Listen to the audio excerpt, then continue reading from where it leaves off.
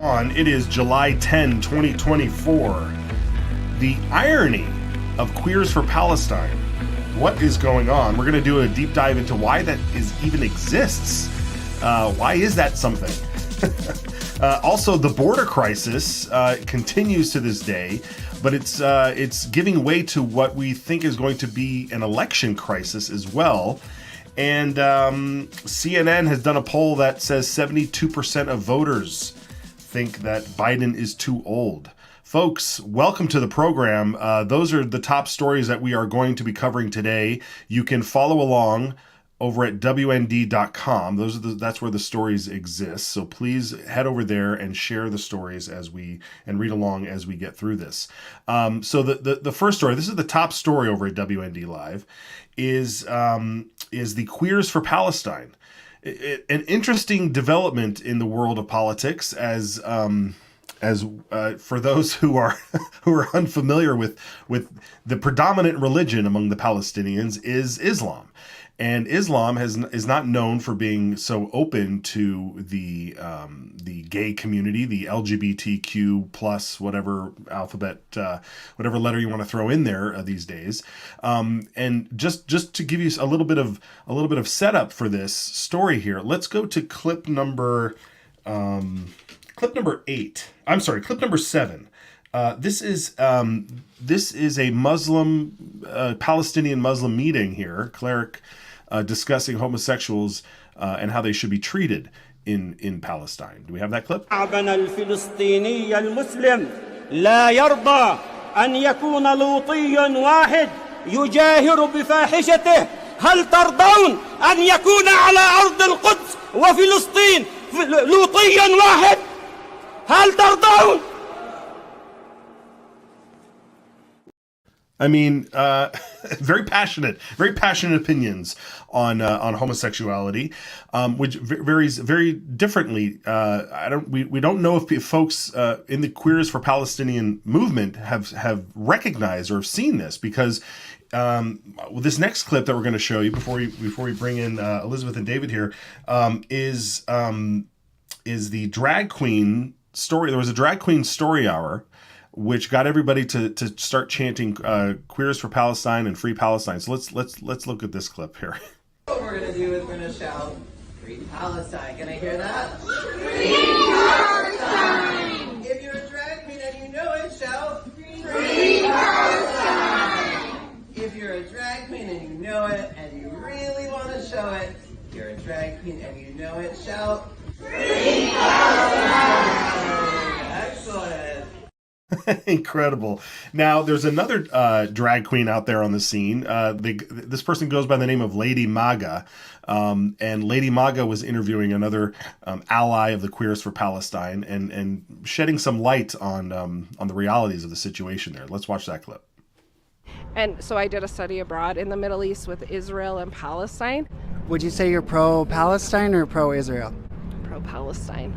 As a gay man, I would be punished and or put in prison or killed if I were openly gay in Palestine. How do you react to that? I didn't know that. So It is illegal to be gay in Palestine. You are punished by prison or death. Israel? No, Israel has gay pride. Israel is completely open to lesbian and gay people. So Palestine puts them in prison or kills them. You weren't aware of that? I was not aware of that, no. So that does pose an interesting aspect. Have you seen the Queers for Palestine movement? It's a very common movement, but I don't see any Muslims for queer movements. Yes. That's where it gets gray, right? Like, that's where I feel well, like... for me, it's not gray. I am fearful of Islam because there is no Islamic country on earth that embraces me as a gay man. So, okay, so maybe I'm confused because Israel, which is still an Islam country, right? No, Jewish. Okay. So Israel's Jewish, Palestinians are Islamic. Okay. Okay, Elizabeth, David, welcome. Good to see you, folks. There's a lot to unpack here. David, you have the article over up at WND Live. What do you make of these folks who I guess they just don't really know what life is like outside of Washington Square? Yeah, that was pretty entertaining, that last clip where she thought that Israel was Muslim. But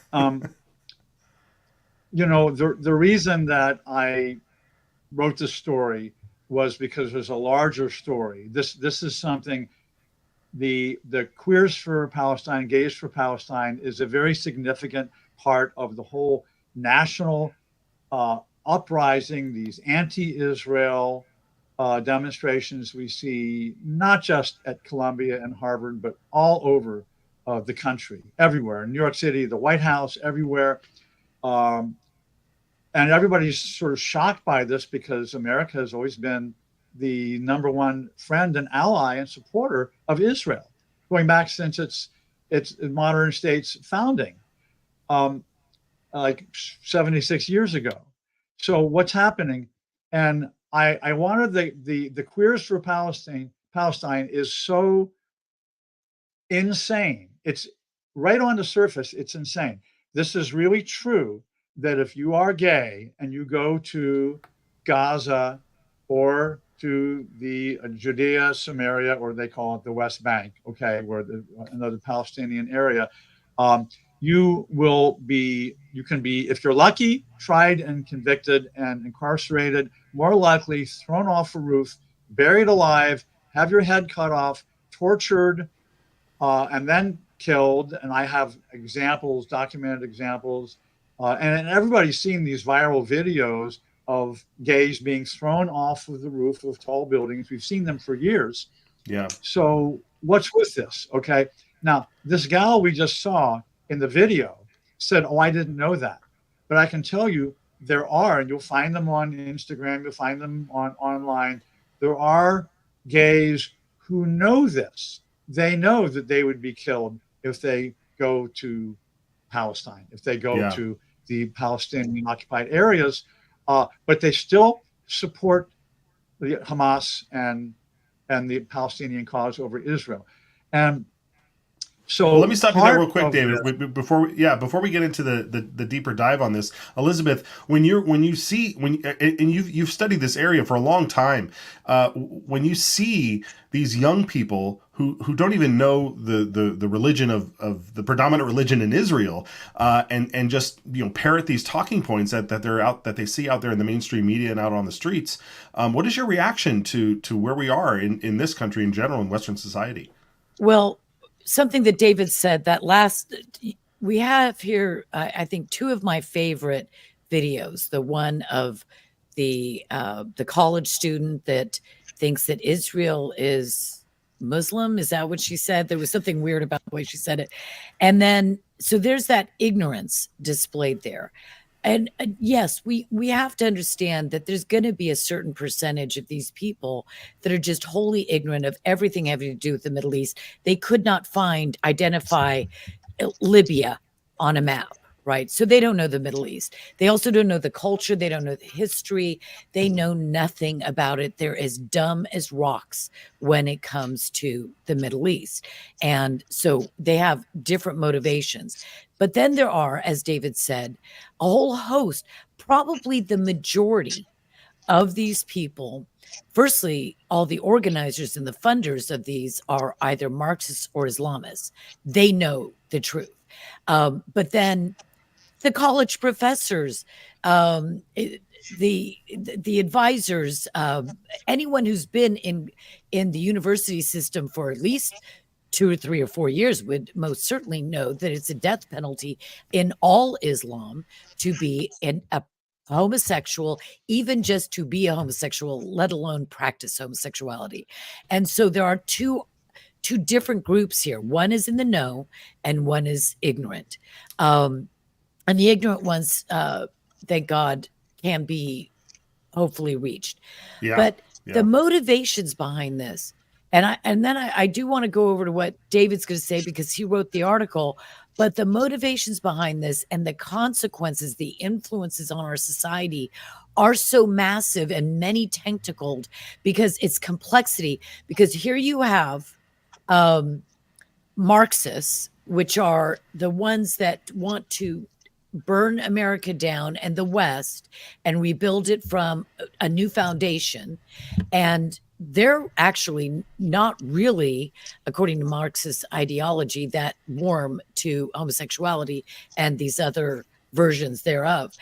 And of course, Islam is there is no Muslim country that allows homosexuality. It's not a kind of, it's not even, you don't even have to have Sharia in the land ruling, and they're going to be executing them. So these are competing ideologies, though.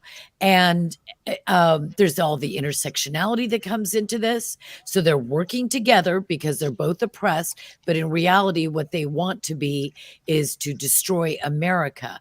But then what does that mean for Christians who believe the Bible that says homosexuality is a sin? But what is the difference between Christian theology, Christian Judeo-Christian theology, biblical theology, and Quranic theology? Well, the gulf could not be wider. I can say Islam's a sin. I can say homosexuality is a sin, but I would never say that we execute homosexuals or persecute them. Right. So there's the difference. There's many players. It's very complex, and it's made much more complex because of the irrationality and ignorance of many of the parties. So and it's a great point you make, and as believers, we understand that Jesus changes hearts, and that's where the transformation comes.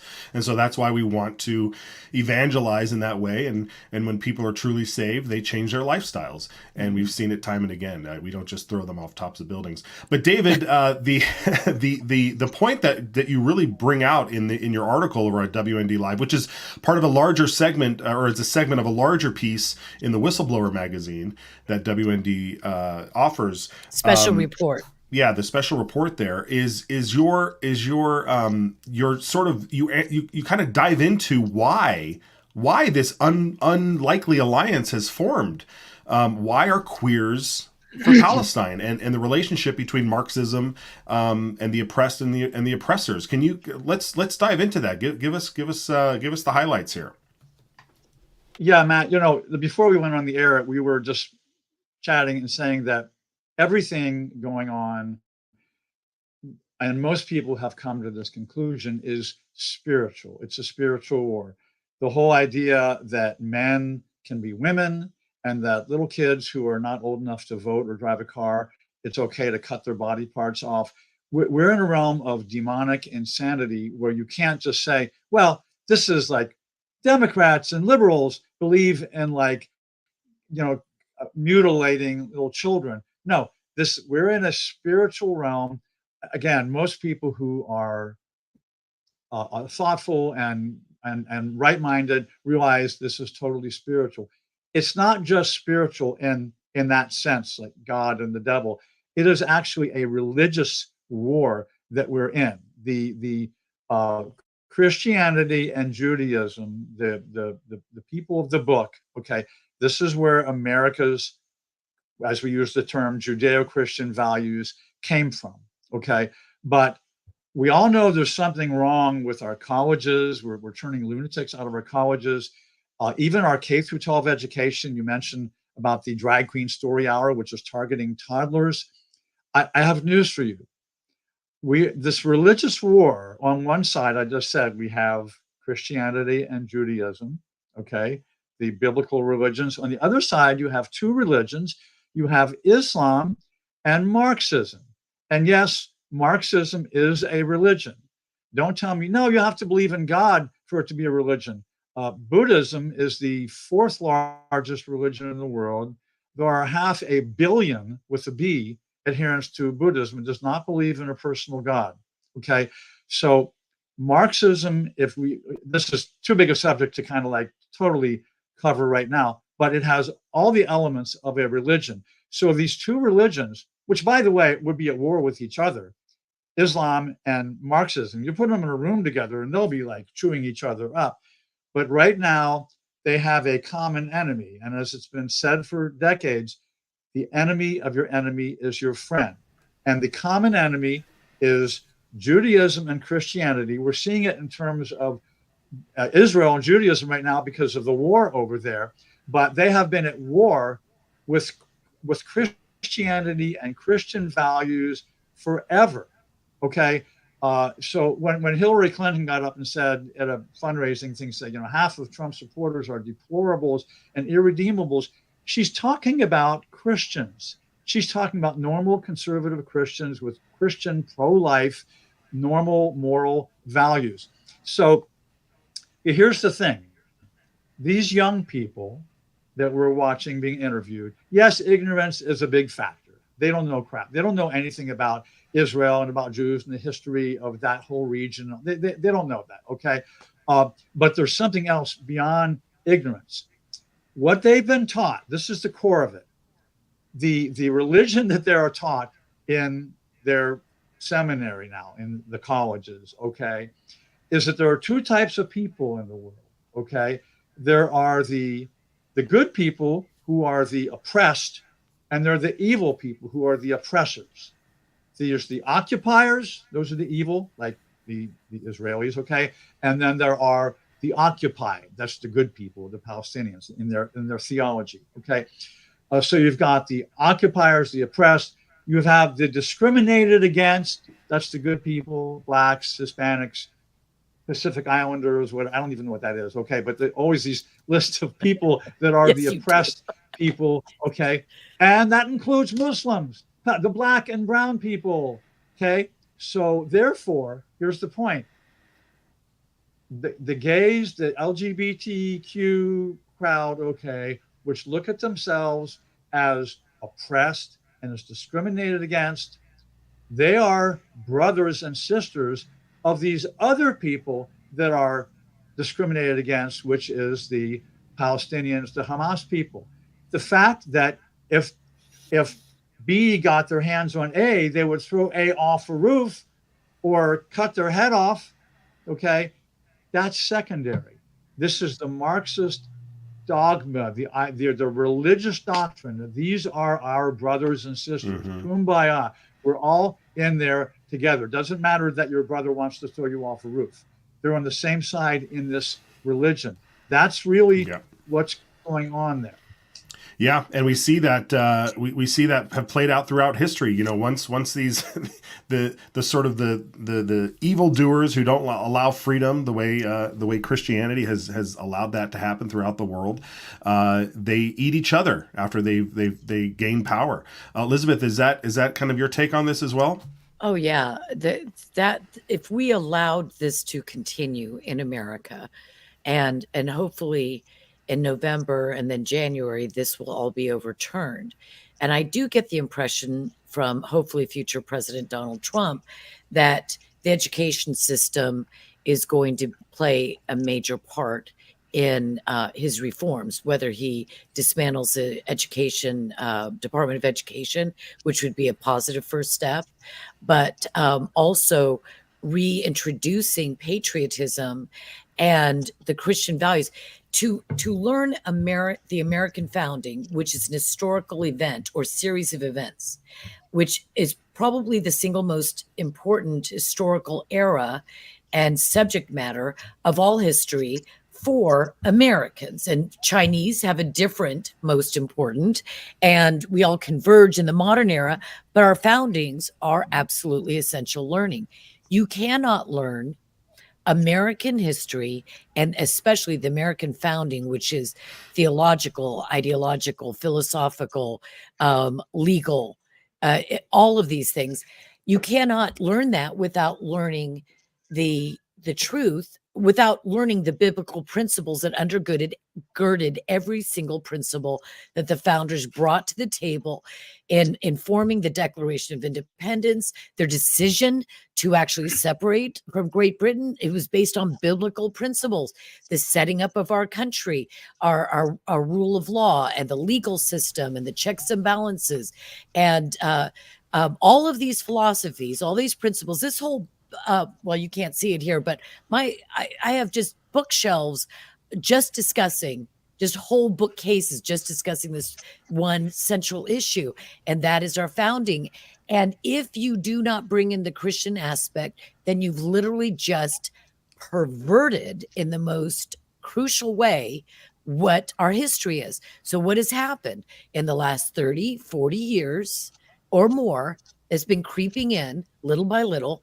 All of the importance of our Christian founding has been eviscerated. So now what do we have? We have this comical caricature that is being taught to kids. When it's being taught, they're always looking at us as bad guys, when in fact, if you go through a long walk through the countries around the world, you will find in some of the countries that they admire the most, like India, everybody's so like, let's go smoke dope and let's throw colorful powders at each other at whatever their festivals are, and everything's like so hippie. But in reality,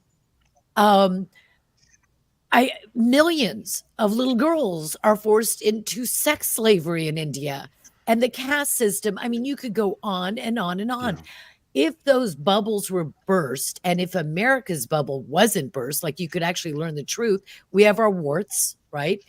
But this intersectionality, the Marxism, everything David's talking about, what it does is it sets up a binary. There's the good guy and the bad guy, whatever categories you're using. And America and white men, that means you guys. And I would be, you're the most evil. I would be right under you.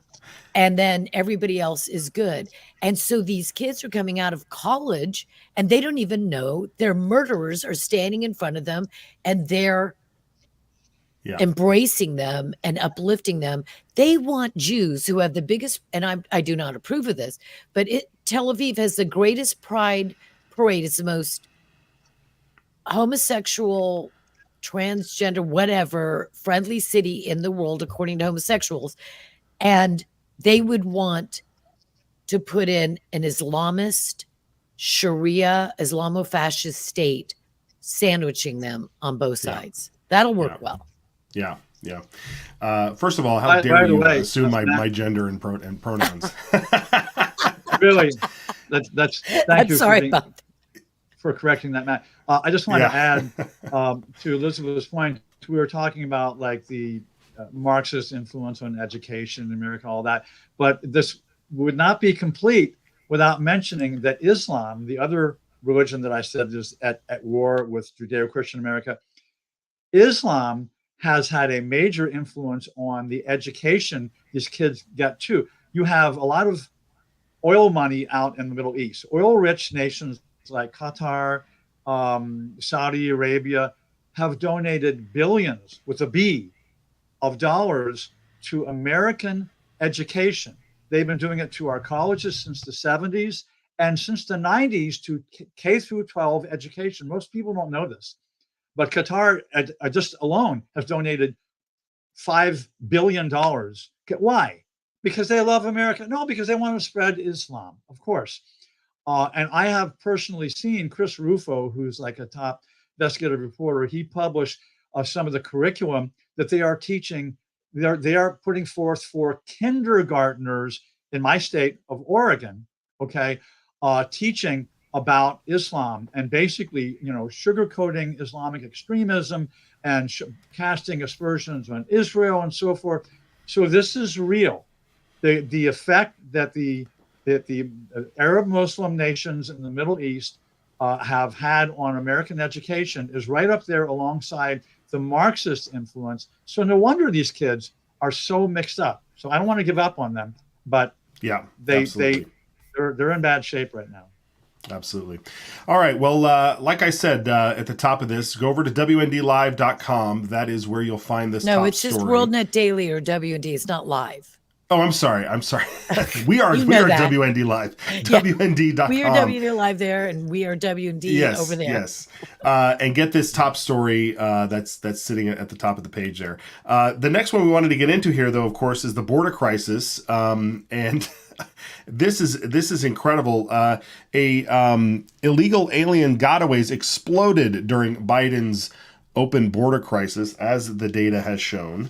and we have a clip here because again, Senator Tuberville was on Fox News recently talking about this crisis, and let's go to that clip. Yeah, 7,000% increase in people coming from China across our southern border. You can't make this up. This can't be a worse scenario for the United States of America than what's going on right now. And we've still got 6 more months of these clowns running the White House that are fully compliant of allowing them to come. Number one, we can't afford it. And listen to the FBI director. There is going to be a national disaster with some people coming across this border, and it's going to be all on the back of the Democrats. They've done this to the United States of America and to the American citizens. They should be absolutely ashamed. Now, it's no secret, obviously, the Democrats are the ones in power here, and he hit the nail on the head there. There's no one else to blame but the Biden administration and the Democrats who are enabling him and this entire fiasco. But this has serious ramifications for our elections. And Senator Mike Lee out of Utah is trying to get past the SAVE Act, which would apparently stop non-citizens, illegals, from voting in our federal elections, which I don't know about you, but I thought that was already illegal. But apparently there's some loopholes in the law. And this is what Senator Mike Lee is urging folks to support. Joe Biden's opposing the SAVE Act, which would stop non-citizens from voting in federal elections.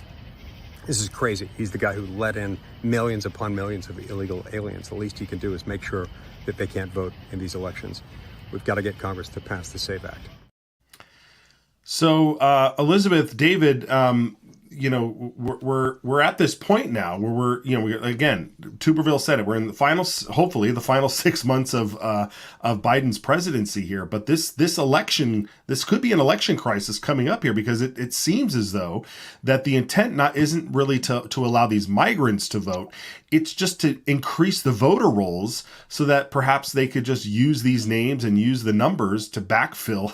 That's what I'm thinking. There might be a plan. What say you, Elizabeth? Well, it's not just one plan. We saw in 2020. I studied this for many, many months, and then I set it aside when I realized, I had studied it enough. But there were so many different acts of fraud and election tampering that I realized, as I'm sure everybody did, that this was some very creative, evil people that could come up with every known way in the world to tamper with an election. And when it comes to something like bringing all these illegals in, there are many reasons why, and there are many uses for these people. One, like you said, is to get them signed up, and then somebody else just votes for them. They want the name. But also, these people are voting.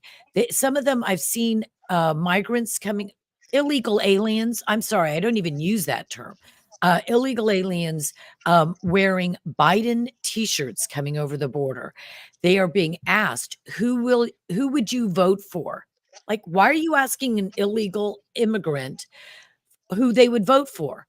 Well, because they are going to vote, and they say Biden, Biden, Biden. And they've been told before they even got here who they should be voting for. So there are multiple scams going on here, and we're in big, big trouble on this, and we've got to fight. Yeah, David, what do you think? It's Matt. It's arguably the worst problem the country has, because it's the most irreversible. God bless Trump. He says we're going to have the biggest deportation ever.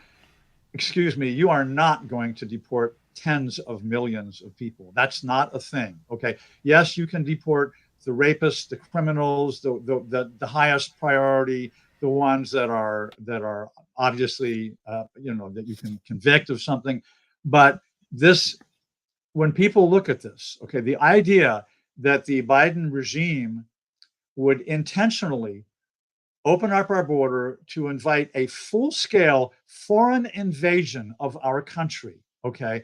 And this idea that it's just indigent people from Central and South America. No, you have people who are coming in from China and from Afghanistan and from all over the world, terrorists. Excuse me, Afghanistan, China are not south of the border. These people are flying in, okay, in order to come in across our border. They have money behind us. This is not all just, an economic deprivation thing. They are coming in to destroy our country, terrorists, human traffickers, drug traffickers, all of that. It is a crime that is so great that the people that have done it should all. You could argue that it's treason. The legal requirements for treason are so stringent. There are very few people that are actually convicted of treason, as a matter of fact. But just in the more general sense, it is treasonous, treacherous. They should all be in prison for the rest of their lives, people who have allowed this to happen. Okay. Yeah. Now, why do they do it? Okay. So why do they do it? Elizabeth spoke to some of it. Of course, they want the vote in one form or another, to have them vote, to have their name on the roll so somebody else can vote for them. One way or the other, they want to vote because they're one, the only thing, nothing is sacred to them in this life except power, wealth, privilege, revenge on their enemies. These are really dark-souled people. And so they want to hold on to power. This will get into the next segment on Biden. They couldn't care less if it's Joe Biden. They've never cared about Joe Biden. They want power. Biden was the vehicle for gaining power, and he's been a puppet from day one, as we'll get into. But that's you have to ask yourself, what is the reason, other than perversely, I hate America so much, I just want to freaking destroy the country. Okay, there's more of a completely dark, kind of like the way that mass shooters are. A lot of them commit suicide. Like they that's part of their Columbine thing. They plan to kill themselves. Life stinks. They want to go out, but they're going to go out with a bang. They're going to take a lot of people with them because they're full of hate.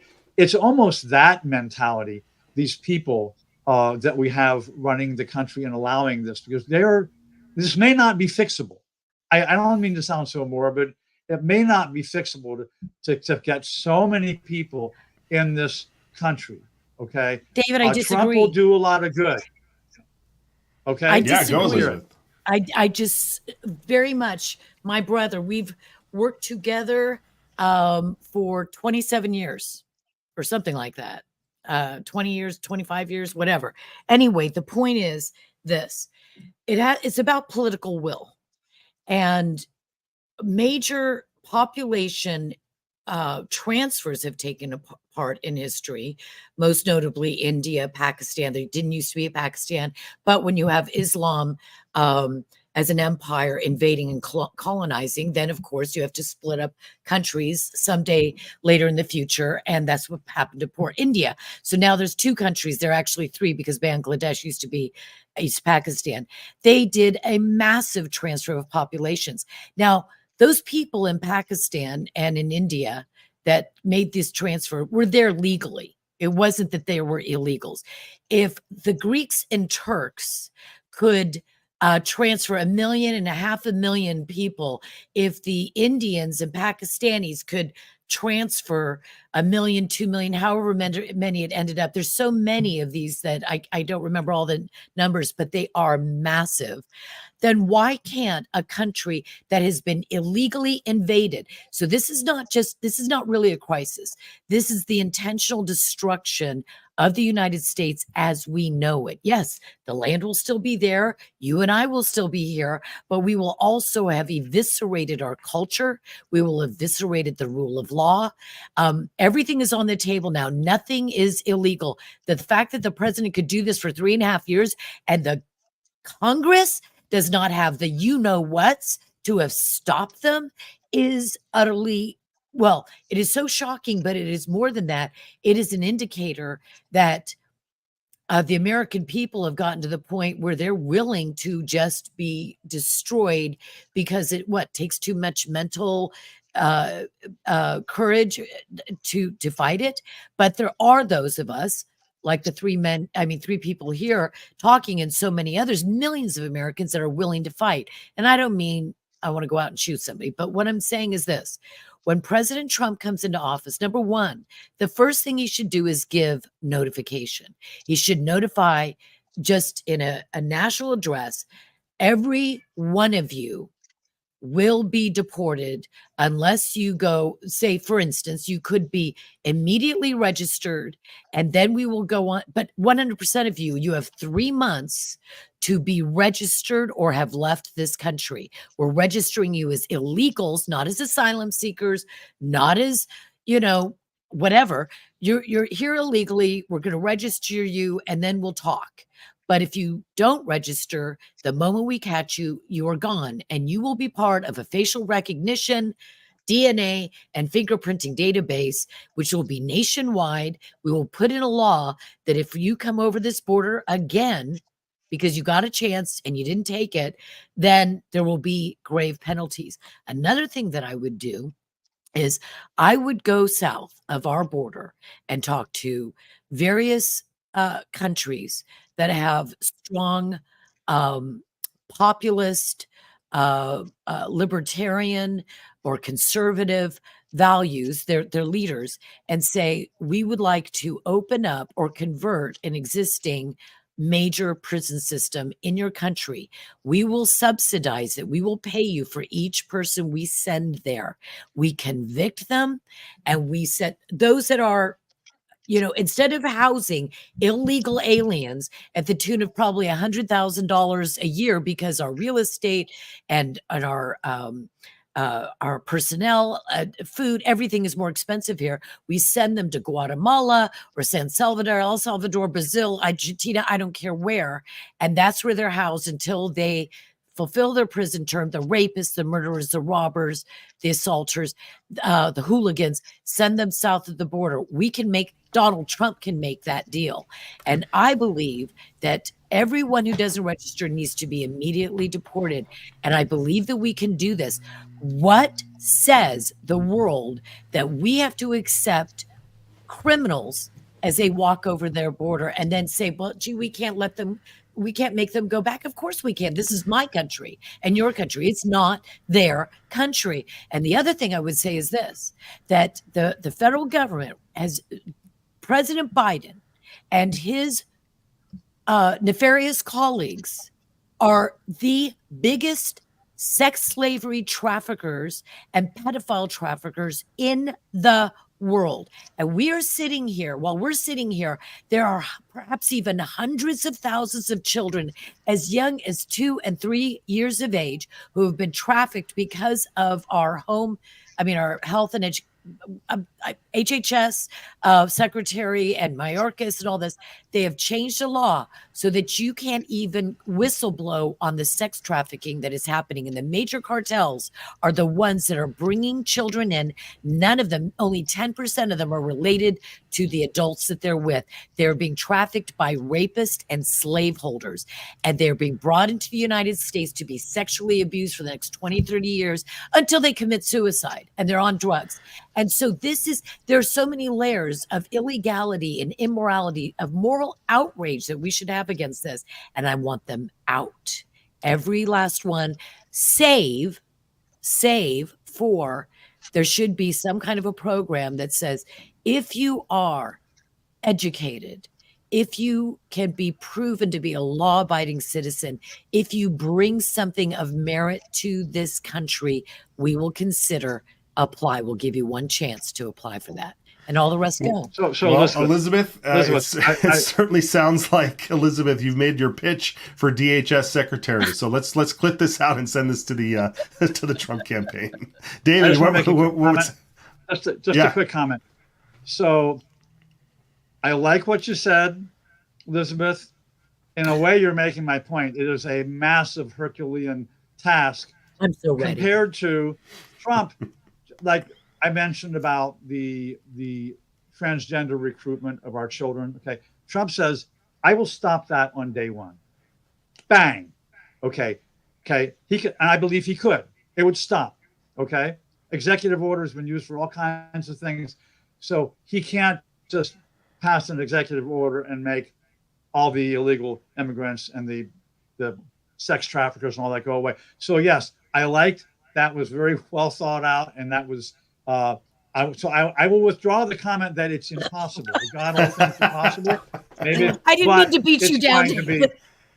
It's going to be an unbelievably difficult Herculean task. Yes, it will be, and it won't be solved today. But we're glad we laid down some foundation here, and we can keep this. Exactly. All right, let's get to our final segment here before we wrap for the day, because currently, once again, the current situation is that we have Joe Biden as our president, and he's running again. And the term has been coined, Dementia-Gate. It is actually a cover-up. There's a cover-up happening with Biden's health, and even just today, we have clips from the press secretary down at the White House. This was her battling with the press corps yesterday when they were trying to get answers on why and how they have not been aware of the neurologists or other doctors that have been looking at President Joe Biden, and we're getting conflicting reports that he's seen a neurologist, 10 times, 12 times, and the press secretary there keeps insisting that no, he's only seen him during physicals. Let's watch this clip where she battles with them and tries to set them straight on what they want the facts to be. We provide to all of you. That's a very basic, direct question. Wait. Hold on. Wait a second. Eight times, or at least once, in regards to the president specifically. Hold on a second. Not what you should be able to answer by this point. Wait, no. No, wait a minute. Ed, please. A little respect here, please. So every year, around the president's physical examination, he sees a neurologist. That's 3 times, right? So I am telling you that he has seen a neurologist 3 times while he has been in this presidency. Now, once again, the article over at WND.com dives into this. What was interesting during this press conference that we noticed as well is that while she admits, or at least tries to set the record straight, folks, that there were 3 visits during annual physicals, she let out another piece of information that let me see if you can catch this. Let's play this clip and we'll get your reaction. It still stands by that. He had a verbal check-in. That is something that the president has a couple times a week. A verbal check-in. Elizabeth, David, were we aware that that the president has been having verbal check-ins with the neurologist several times a week? Is that normal for a normal, healthy older person to have verbal check-ins three times a week or so? I know. I only check in with my neurologist twice a week. So yeah, I think it's it's overkill. It's indicating something there. Yeah, it really is. It really is. I don't know that he has Parkinson's disease. I don't think, from what I've seen, there's battling debates or diagnoses going on over the TV, but because there's supposedly the tremors are not there. They're 2 out of 3 maybe of the major symptoms, but not tremors, which would be part of Parkinson's, which I don't know much about, other than, probably just as much as you guys. Well, you're right. But the tremors is a big sign that usually when we start seeing that in famous people, Muhammad Ali, Michael J. Fox, right? We haven't seen that. So, but I think this is really just plain old-fashioned dementia, and that's why I coined the word Dementia-Gate. I wanted to get out there because I think it really needs a name so we can keep referring back to it. Because as I was watching Jake Tapper, and I don't think we have this clip. And I wish. Well, do we have a Jake Tapper? Yeah. Okay. Let's watch it. Yeah. Let me say one thing. Sure. That right before, we all know this, and I was trying to grab the clip off of X, and for some reason I couldn't find the clip where Tapper is saying, repeat it. Well, he says, the Joe Biden we have today is the best Joe Biden there's ever been, or something utterly ridiculous. But I mean, that was the bottom line. And he said this just, I think, in the week before the debate. And then when I saw Tapper trashing Joe Biden. But the worst thing is, did you notice how Joe Biden was talking on Morning Joe about the elites? He's saying, these elites. He says, not you, to, Mika and Joe, not you, of course. And I'm thinking, did that word actually come out of President Biden's mouth? Because since when did he start blaming elites for anything? Because he is part of the elites. I mean, he got his money from overseas, but he's still co-op language. Yeah, exactly. But why are they doing that? Then I turn on Morning Joe. I don't turn him on, actually. I just saw him on X. And he's talking about the elites. And so this is like a new phase of one of the cover-ups that Tapper's actually talking about. This is about the elites. Yeah. Let's watch this clip. That clip. Yeah. In reality, 72% of voters say that they believe President Biden is too old. That's according to CNN's most recent polling. Voters have been saying this for quite a long time. The reality is that the Democratic elites are mostly late to acknowledge these age and ability issues compared to the rest of the public. The elites have been forced to reckon with it after the debate just 11 days ago. Look at my career. I've not had many of those nights. It was a terrible night, and I really regret it happened. But the fact of the matter is, how can you assure you're going to be on faith that can intervene on your way to go to, work tomorrow? Age wasn't, the idea I'm too old. The fact of the matter is, how can you assure you're going to be out on, on your way to go, work tomorrow? Age wasn't, the idea that I'm too old. Keep in mind, that soundbite is supposed to be reassuring to those Democratic supporters who have gone wobbly. Many Democratic officials with whom I've spoken are worried that President Biden and his family and his inner circle appear to be in complete denial, not just about whatever might be wrong with him, but the state of his candidacy right now. Is this that Walter Cronkite moment during the Vietnam War when he said the war is lost and then the whole country just followed Walter Cronkite's lead there? I mean, no, it is not. There is a memory hole here. The Tapper memory hole is not going to happen because we have X and we can there isn't a 10-year-old that doesn't know how to mash a few things together in a reel, a few videos of Jake Tapper saying what I just was referring to. And then he's actually has the audacity. This is why I'm looking at him thinking, is this real? I'm looking at Jake Tapper's face. I kept saying to myself, I promise you, I really was saying this. Is that really Jake Tapper? I thought there was something wrong with me. And he says, well, the reality is that the American people have known this for a long time. And I'm thinking, not according to you. He's at the top of his game, according to you, only 2 weeks ago. And then he goes into the Democrat elites. Doesn't he know that all of us know that he is part of the Democrat elites? Not only is he part of it, the media actually directs the Democrats. Some people would say it's a reverse, but many people say, and I would tend to agree with them, that the media kind of drives this, really. I mean, they start turning on him. The New York Times is turning on him. Now Tapper is, and because they want the Democrat Party to go a particular way. That was... The memory hole will not close. And everyone is going to remember Tapper and Dementia-Gate, and that the media and the Democrat elite, yes, and the White House and Jill Biden and Hunter, the punter, that they all were in collusion. Yeah, this is a big cover up. I mean, I think usually the cover up is the bigger crime here, but the crime that he's still in power, David, I think is still very dangerous. I mean, this cover up is real. Dementia-Gate is a real thing. But the fact is we have at least 6 more months or a little longer here before we can get through this, David. So Matt and Elizabeth, first of all, let's understand that outside the Biden family, nobody cares about Joe Biden. Please, okay. The Democrats want to retain power because that's what they're made of.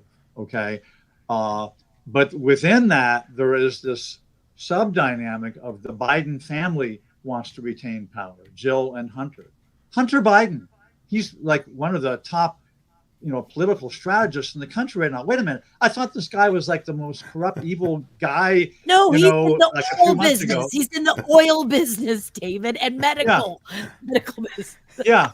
Well, I still see the picture of him with a little the Coke cigarette hanging out of his mouth, and and the prostitutes running around. This guy. So this is the guy who's like running the country right now. Okay. Everybody. There's not anybody, over 3 years old maybe, that doesn't know that Biden is shot. That's period. Everybody knows he's shot. Okay. But they want to hold on to power. So how do they play their cards? Okay. Is it going to be Biden? That pretty much we're hearing pretty much everybody the night after the CNN debate. New York Times came out and says Biden has to step down. And we all know everybody else, major media and Democrats and so forth. Pretty much everybody. And you see it every day. It's entertaining to see that, Jerry Nadler or whatever saying, well, yeah, that they're all suffering with this. And we're kind of like laughing at it because it's self-destructing. But let's widen the zoom here. They want to stay in power. What do they need to do so that in November they can beat Donald Trump, who, remember, to them is Hitler? They don't really believe he's Hitler, but they claim he's Hitler because, as we said before on debate night, if Donald Trump really were Hitler, then Joe Biden, exactly as he is, the demented, corrupt, dark-hearted person he is, and everything bad that he's done is on the table, he's still better to vote for than Adolf Hitler. Okay, because Hitler is like the worst person who's ever lived in people's minds, and he's pretty much. And let's remember too that Biden is not about his age. When I am seeing this over and over again, and we can always we make this mistake with language. There is no such place as the West Bank. That was a colonial term of the Jordanian aggressors. It's Judea and Samaria. It goes back 3,500 years. It's in UN docs. He is not old. Yes, he might be old, but he is. He's got dementia or some form of mental incapacity, and that's really, you're right, David. It's about power and but then what is going to happen? And I think that what we have to look at is that. They've painted themselves in a corner. There's really nowhere to go. I believe that Biden, I'm not a betting man. I believe Biden is actually going to be the candidate. Do you agree? This is not a crystal ball thing here. My gut's telling me he's gonna stay. He's still the president. He still has that podium. If he should be a candidate, he needs to be out because this man cannot make the decision in a moment of crisis when we need him. Right, he needs to be gone. Yeah, David. Right. Yeah. I think. But can I just make one final point? Yeah, final point. They're going to attempt to cheat. Because whoever the candidate ends up being, okay, and I'm not being flip here. Their view is that Trump is Hitler. They don't really believe that, but that's their official, unstated campaign slogan. Therefore, it justifies cheating. So the only way they could win, just according to the way that the polls are right now and the way Trump is ahead in swing states and all that, if we had a fair election, Trump would win, regardless of whether it's Biden or whoever else they bring in there. Okay. So what it really comes down to is they will cheat. Mm-hmm. And that's what we have to address. Yeah. Yeah. All right. Well, folks, follow all of these stories on WND.com, and please go to the Rumble channel. We're WND Newsroom over on Rumble. You need to go over on Rumble. It's a great platform. They have an app. They have a TV app. So any way that you can consume Rumble, you can do that over there. Please go over there and follow that. WND Newsroom. Also on X, the posts being posted over there on X on at WorldNet Daily. Please follow on X. We encourage this because, as much as it's fun to be on Facebook, as much as it's fun to be on YouTube, you never know you never know when the lights go off over there and we're left with just X and Rumble. So please make sure you have an account over there and you're following us there. On behalf of David and Elizabeth, I want to thank you for joining us here today. We will be back here on Friday for more top news on WND Live. Thank you, everybody.